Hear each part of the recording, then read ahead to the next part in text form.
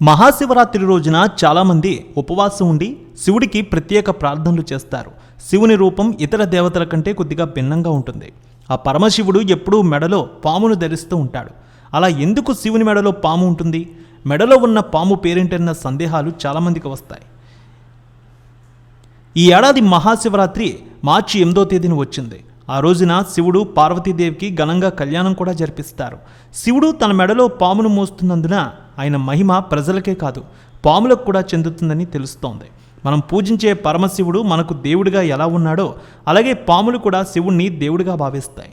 అందుకే నిత్యం రుద్రాక్ష పూసలు మెడలో పాము పెట్టుకుంటారని చెబుతూ ఉంటారు. శివుడి మెడలో ఉన్న పామును వాసుకి నాగ్ అంటారు.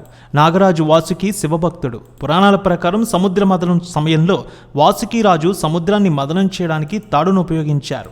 ఢీకొండంతో రక్తస్రావమై వాసుకి మృతి చెందింది. వాసుకి భక్తికి ముగ్ధులైన శివుడు వాసుకిని నాగలోకానికి రాజుగా చేసి శివుడి మెడలో ఆభరణంగా చుట్టుకునే వరం ఇచ్చాడని పురాణాలు చెబుతూ ఉన్నాయి.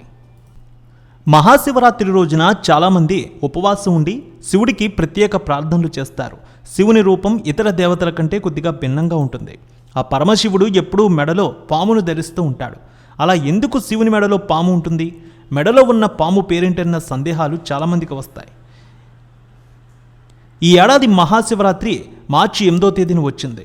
ఆ రోజున శివుడు పార్వతీదేవికి ఘనంగా కళ్యాణం కూడా జరిపిస్తారు. శివుడు తన మెడలో పామును మోస్తున్నందున ఆయన మహిమ ప్రజలకే కాదు పాములకు కూడా చెందుతుందని తెలుస్తోంది. మనం పూజించే పరమశివుడు మనకు దేవుడిగా ఎలా ఉన్నాడో అలాగే పాములు కూడా శివుణ్ణి దేవుడిగా భావిస్తాయి. అందుకే నిత్యం రుద్రాక్ష పూసలు మెడలో పాము పెట్టుకుంటారని చెబుతూ ఉంటారు. శివుడి మెడలో ఉన్న పామును వాసుకి నాగ్ అంటారు.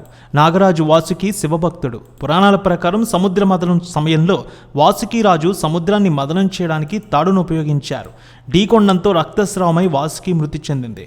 వాసుకి భక్తికి ముగ్ధులైన శివుడు వాసుకిని నాగలోకానికి రాజుగా చేసి శివుడి మెడలో ఆభరణంగా చుట్టుకునే వరం ఇచ్చాడని పురాణాలు చెబుతూ ఉన్నాయి.